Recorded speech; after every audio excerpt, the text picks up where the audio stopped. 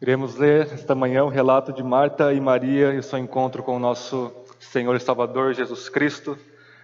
Façamos, porém, a leitura de Lucas, capítulo 10, verso 38 ao 42. Após a leitura, irei dizer esta palavra do Senhor, e todos que creem respondam com o sonoro amém.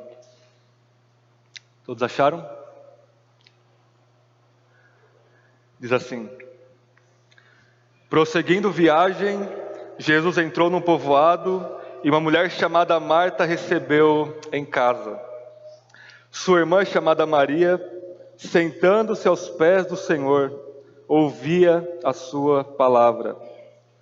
Marta, porém, estava atarefada com muito serviço e, aproximando-se, disse: Senhor, não te importas que minha irmã me tenha deixado sozinha com o serviço? Diz-lhe que me ajude.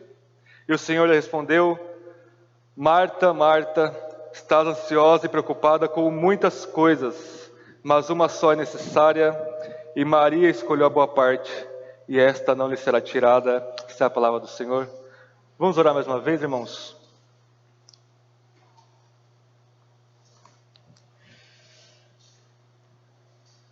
Senhor, Tu és a boa porção, Tu és, ó Deus, a nossa herança, o nosso alimento.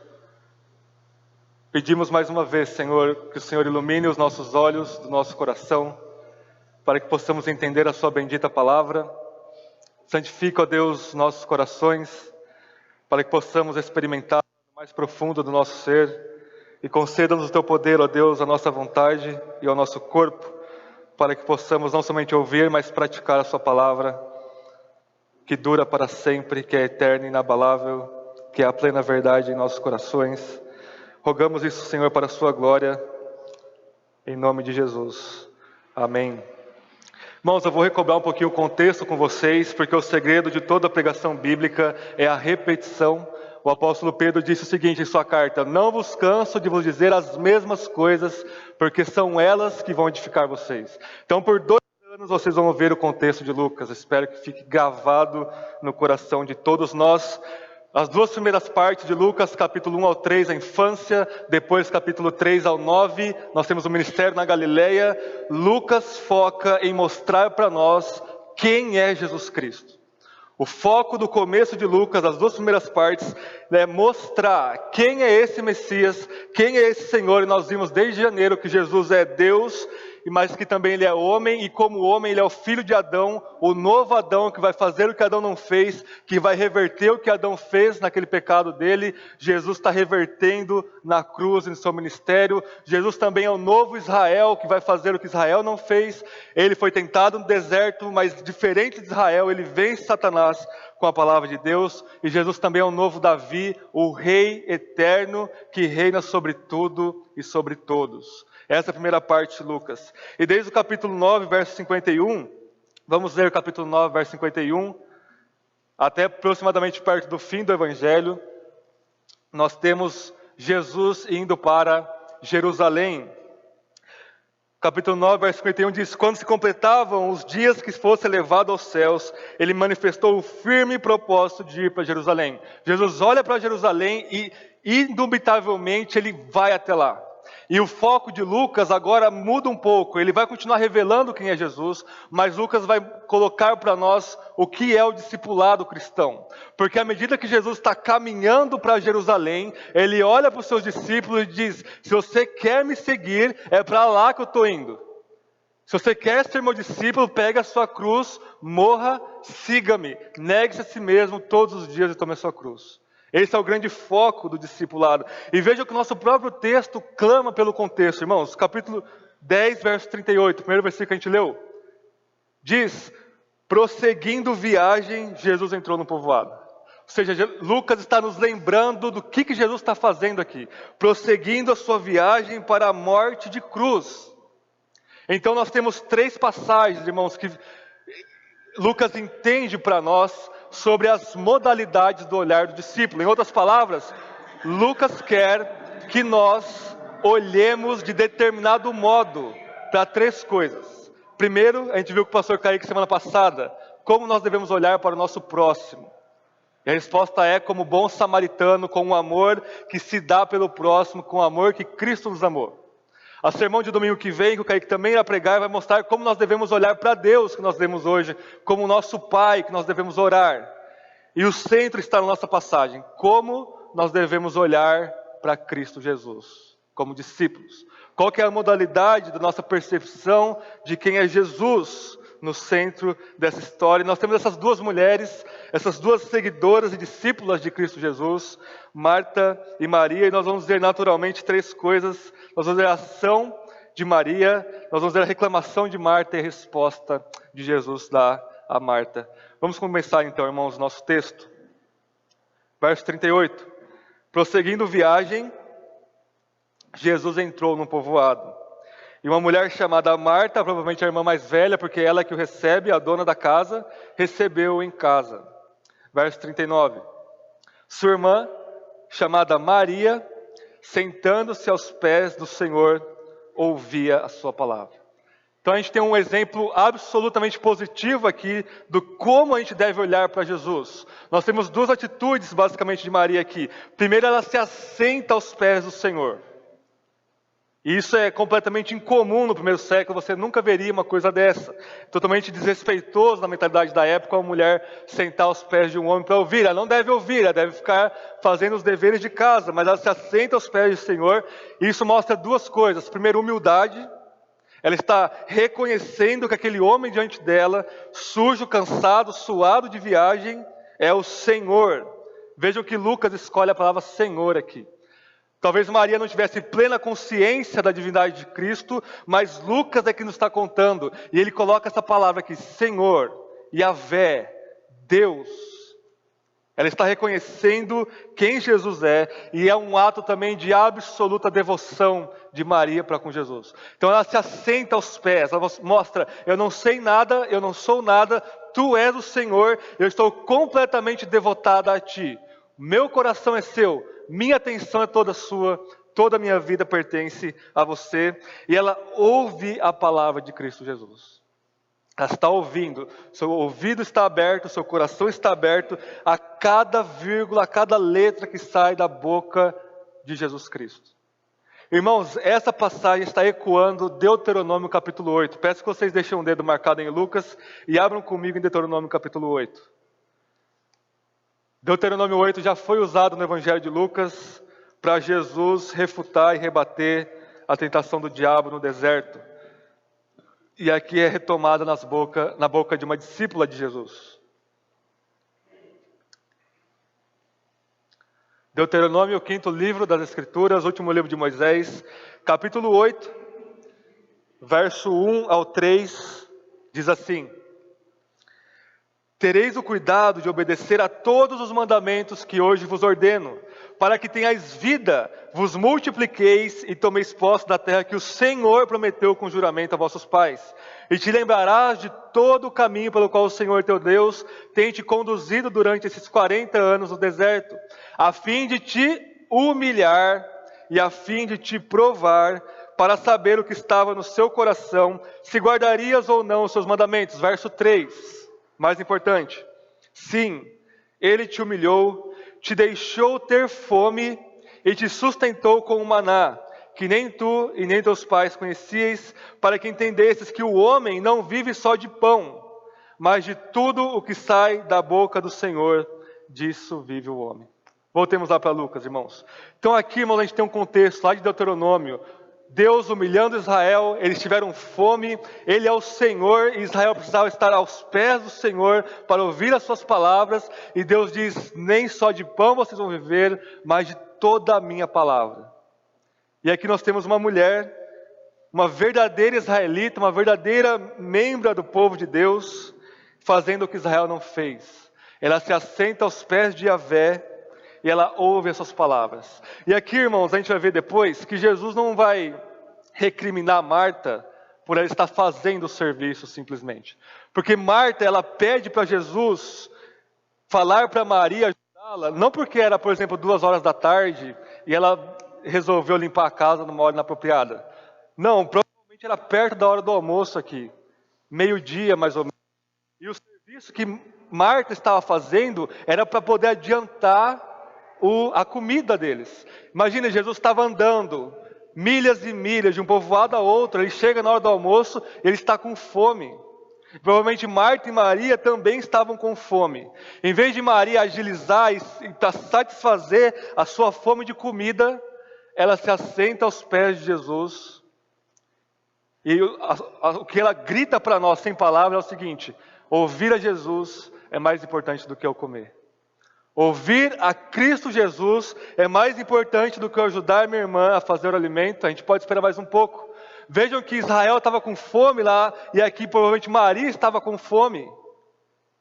Mas a sua fome principal e única era das palavras de Cristo Jesus.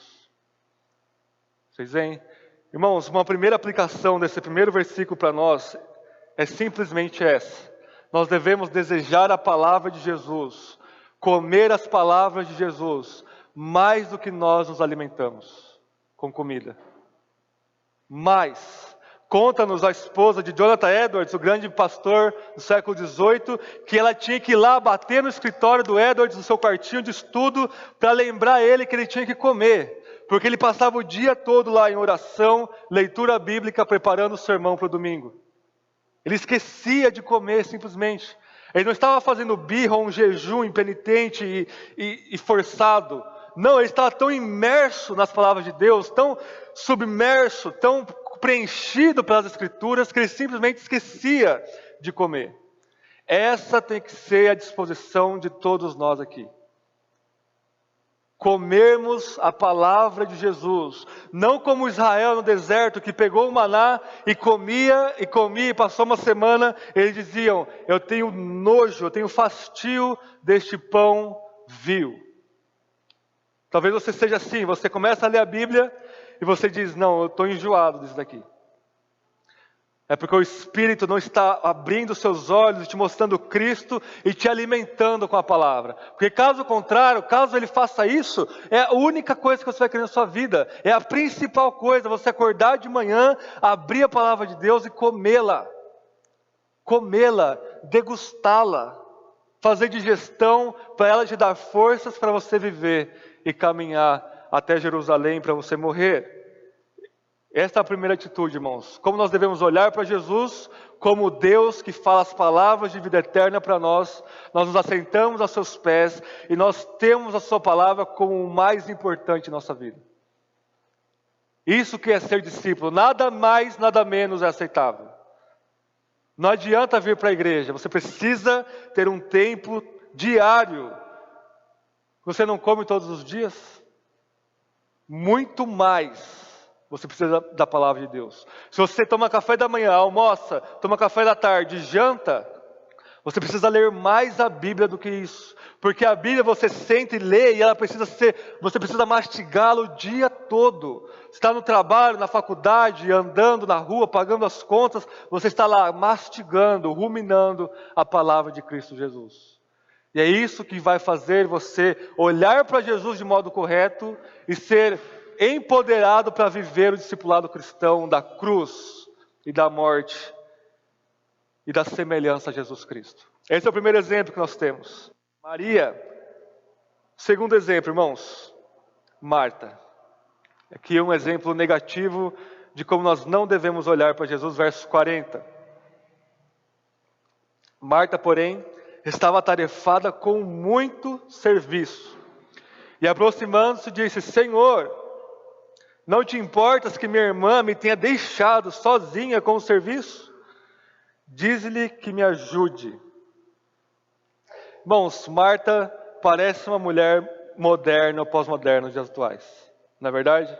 Muito interessante que um dos livros que eu li semana passada, eu li especificamente para esse sermão e para essa passagem, é um livro chamado Sociedade do Cansaço. Sociedade do Cansaço, de um filósofo sul-coreano chamado Byung-Chul Han. E ele começa o livro de forma magnífica descrevendo a nossa sociedade. Ele vai dizer que há tempos atrás, até metade do século passado mais ou menos, a patologia da sociedade era caracterizada pela bacteriologia, pelas bactérias. Então o povo ele tinha muito medo das bactérias, das enfermidades, das doenças, porque isso pegava e matava milhões. Você tinha aquelas epidemias. Esse era o grande pavor da sociedade. A sociedade atual não. A grande patologia é neurológica e não bacteriológica.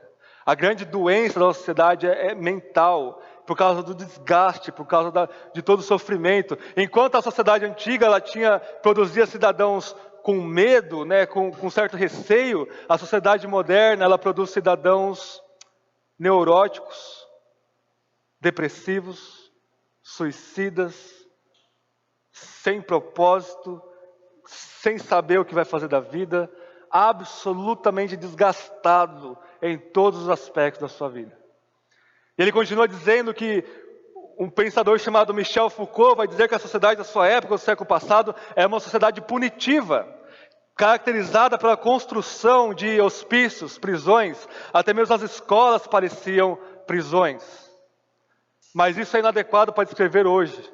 Hoje, a sociedade mudou da sociedade punitiva para a sociedade do desempenho. Tudo é desempenho, tudo é tarefa. A gente está como Marta, atarefado com muitas coisas para fazer, ansioso com muitas tarefas. E esse desempenho todo desgasta a nossa alma, a nossa vida. E é o que está acontecendo aqui com Marta. E vejam qual que é o impacto imediato disso no discipulado de Marta. Vamos ler de novo o verso 40. Ela estava atarefada com muito serviço e aproximando-se, disse: Senhor, não te importas? Absolutamente diferente de sua irmã. A multitarefa de Marta estava ofuscando a sublimidade de Cristo Jesus. Estava anuviando, era uma cortina de fumaça. Ela reconhecia Jesus como Senhor, ela chama-o de Senhor, ela é discípula, mas os seus olhos estão míopes e embaçados, e ela começa a ver Jesus de modo errado. Vocês veem? Senhor, o Senhor não se importa. É óbvio que Jesus se importava. Jesus se importa com todas as áreas da nossa vida. E ela continua: não te importas que a minha irmã me tenha deixado sozinha? Diz-lhe que me ajuda. A relação Senhor e servo é invertida aqui. Vocês veem? Maria, tu és o Senhor, eu estou aos seus pés. Diga-me o que eu tenho que fazer. Diga-me as palavras que eu estou ouvindo para obedecer. Marta, Senhor, faça isso. Vocês veem? Senhor, peça para minha irmã, mande a minha irmã vir me ajudar. E é isso que está acontecendo, irmãos, com as igrejas hoje.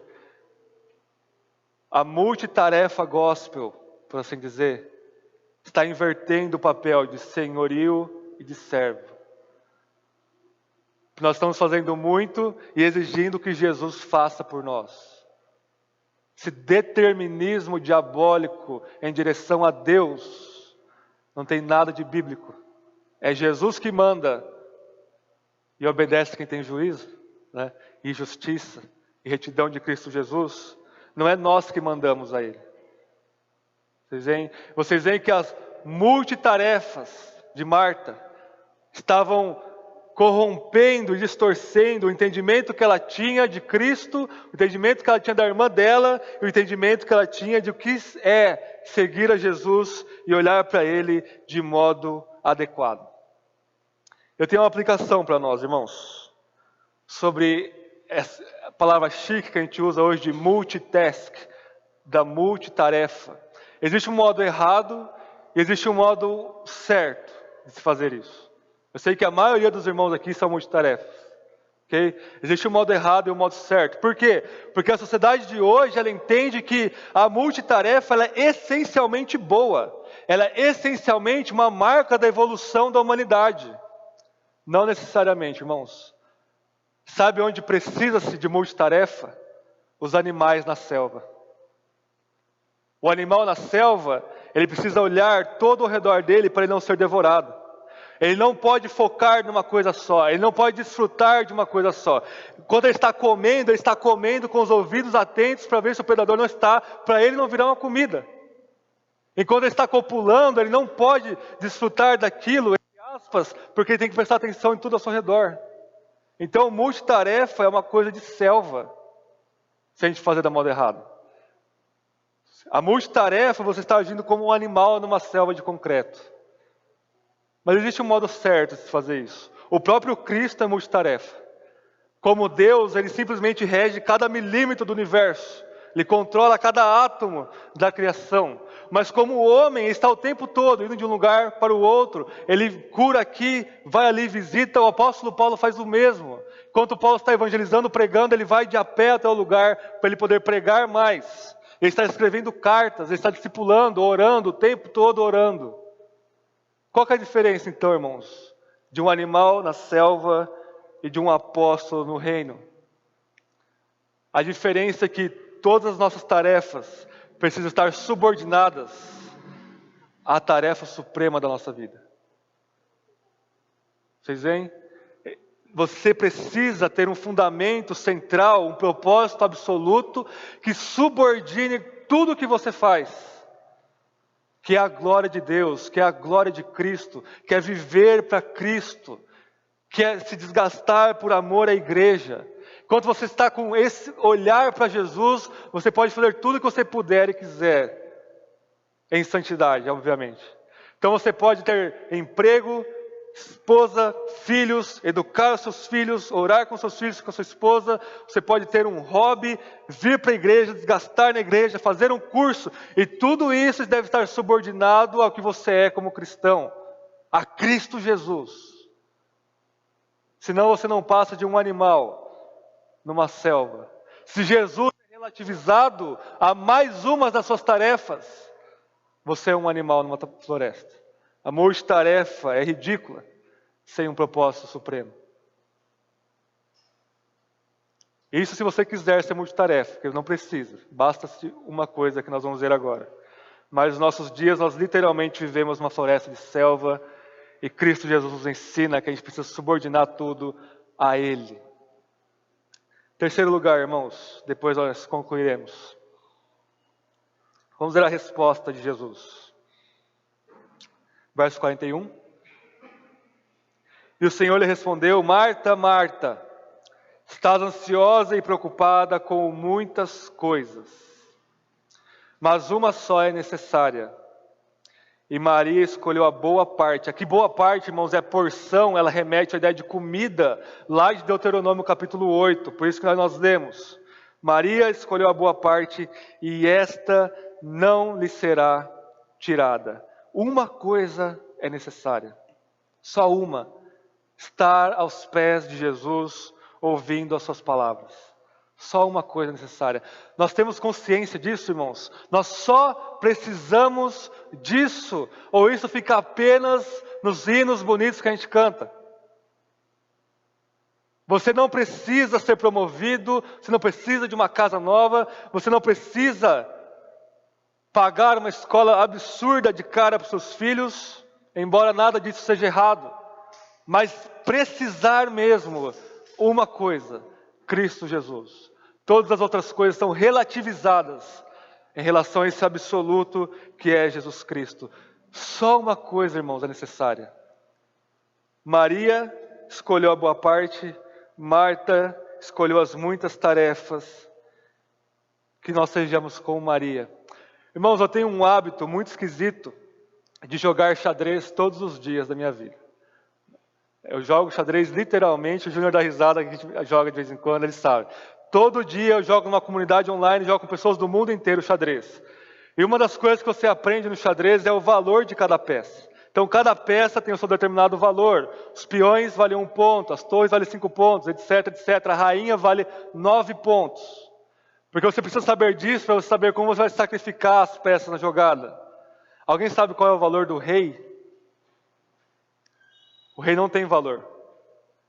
Ou em outras palavras, não se pode colocar uma quantidade de valor no rei, porque você não pode sacrificar o rei. Se o rei morrer, você perde imediatamente. Todas as peças estão servindo ao centro, que é o rei. Você não pode igualar o rei na mesma categoria das outras peças. Ele tem um valor absoluto. Ele não pode ser quantificado, seu valor. Não porque ele não tenha valor, pelo contrário, porque ele tem todo o valor. Jesus é o Rei dos Reis. Você não pode colocar uma quantidade de valor nele. Ele é infinito. Se você trocar Jesus por qualquer outra coisa, é fim de jogo. Você perde a sua alma eterna no inferno. Não pode negociar o valor do rei. Jesus ele tem um valor absoluto, infinito. Todas as coisas devem estar servindo a Ele. Você não pode negociá-lo. Jesus não pode ser mais uma tarefa. Vir à igreja, sentar-se aos pés de Cristo como nós estamos, não pode ser mais uma tarefa que você pode sacrificar. Ler a Bíblia é ouvir as vozes do Rei. Você não pode sacrificá-la para você fazer outras coisas. As outras coisas que precisam ser sacrificadas. Você pode sacrificar até mesmo a rainha, em detrimento de você proteger o rei. Você precisa avançar o exército da sua vida em direção a vencer o pecado, o rei oposto. Mas o seu rei precisa estar protegido. O seu rei, Cristo Jesus, no seu coração precisa estar entronizado como tendo um valor e um significado infinito e absoluto. Uma coisa só é necessária. Irmãos, não basta. Como nós expressamos o que é mais necessário e importante para nós? Não é com as nossas palavras, essencialmente. É com as nossas ações. Não basta Marta chamar Jesus de Senhor. Marta poderia dizer, Jesus, eu estou aqui fazendo a comida, passando pano, lavando a louça, mas eu estou ouvindo o que o Senhor está falando. Vocês veem? Relativizou Jesus, colocou no mesmo patamar que as outras coisas. Não, precisa parar como Maria, sentar aos pés e dizer, Jesus, eu sou todo seu, pode falar que estou ouvindo. Nada mais importa. Quero terminar rapidamente com 3 conclusões do nosso texto. E a conclusão, irmãos, é que nós precisamos ter um discipulado que é contracultural. Toda essa passagem é contracultural. Jesus entra na casa de 2 mulheres, contra a cultura da época. Maria se sentar aos pés do Senhor, do Mestre, para ouvir, é contra a cultura da época. Jesus não falar para Maria ajudar Marta, contra a cultura da época.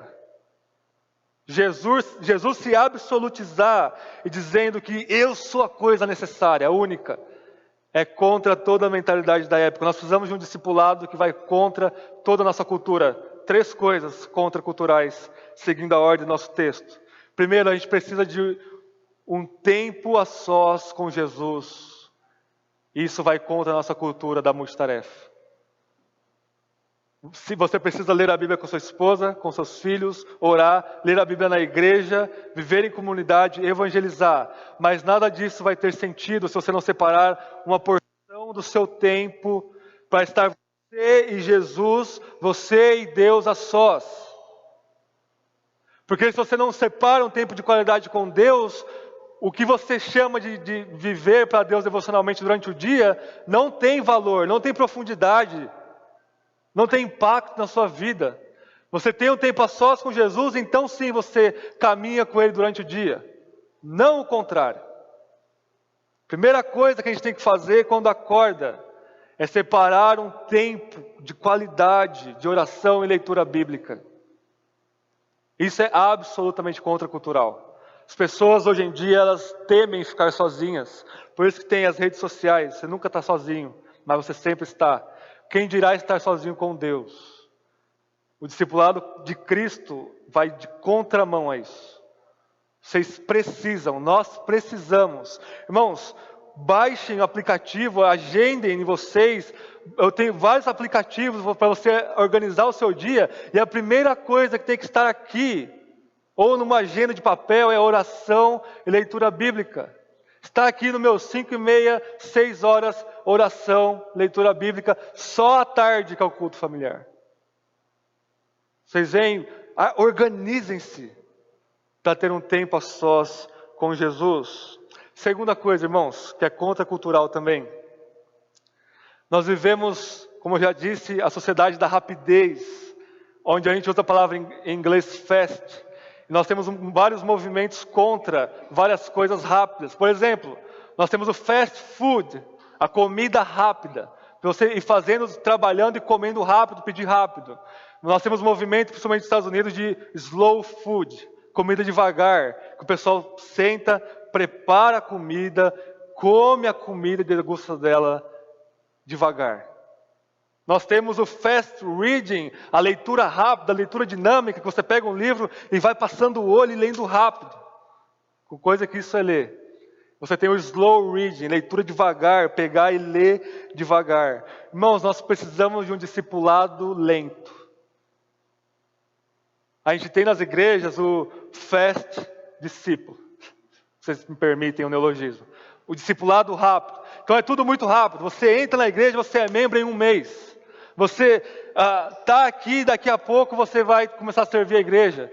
Você quer pregar? Encontre comigo, Kaique, meia hora depois do culto. A gente vai te dar alguns conselhos. Semana que vem você prega. Você quer santidade? Então você faz rápido, rápido, rápido. Irmãos, isso não é a vida cristã. A não ser se você é o ladrão da cruz e vai morrer agora. Mas o discipulado cristão é lento. É lento.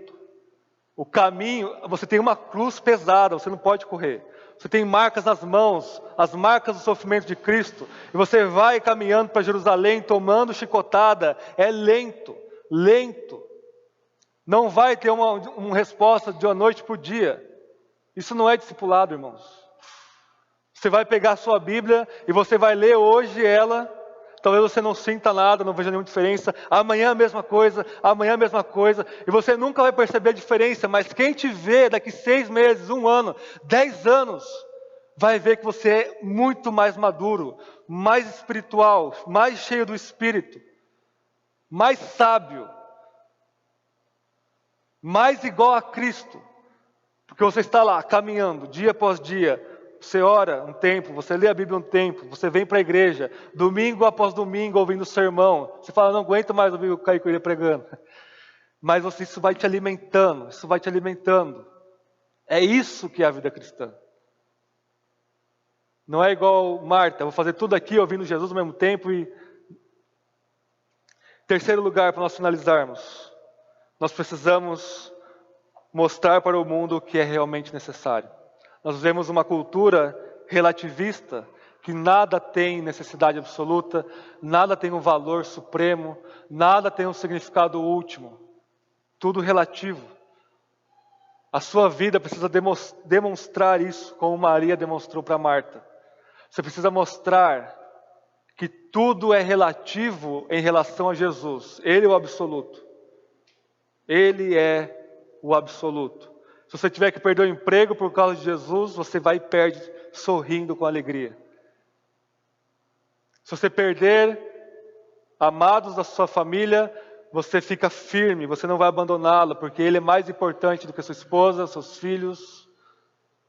Se você tiver um câncer, você vai aguentar firme, porque Cristo é mais importante que a sua vida.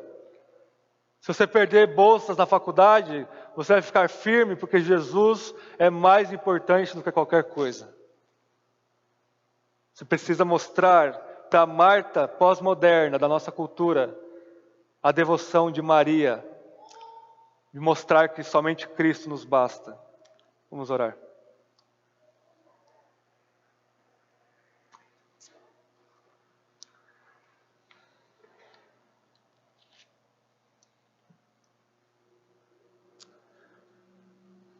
Senhor Jesus, Rei dos Reis, Senhor dos Senhores, está assentado à destra do trono de Deus, em perfeita e plena comunhão com o Pai, intercedendo por nós, regendo todas as coisas do universo, regendo com o cetro da sua palavra a sua noiva, a igreja. Senhor, todos nós parecemos muito mais com Marta do que com Maria. O nosso dia a dia, nossa rotina, sempre ofusca ao Senhor a sua beleza, a sua glória, suas palavras, o seu valor infinito. Dá-nos arrependimento a todos, ó Deus, ó Filho de Deus. Dá-nos fé em Ti mesmo. Dá-nos, ó Deus, esse desejo e esse entendimento de sabermos e vivermos que o Senhor é a única coisa necessária. Dá-nos fome e sede pela Sua palavra. Dá-nos fome e sede de estarmos a sós com o Senhor. e que nossas muitas tarefas, ó Deus, sejam para a sua glória, à medida que elas estão subordinadas à nossa principal tarefa, que é te glorificar, que é viver o seu Evangelho de acordo com o seu Evangelho, de acordo com Cristo Jesus. Faça uma igreja, ó Deus, mais parecida com Maria, que se importa primeiramente em ser antes do que fazer. Se importa em primeiro ordenar a nossa casa e ver se somos ou não discípulos, para então prosseguirmos para o nosso alvo. Mas que nós não venhamos a nos perder, ó Deus, em ociosidade e morosidade, que nós venhamos a nos desgastar para o seu reino. Te agradecemos, ó Deus, porque o Senhor sempre nos ouve em Cristo Jesus.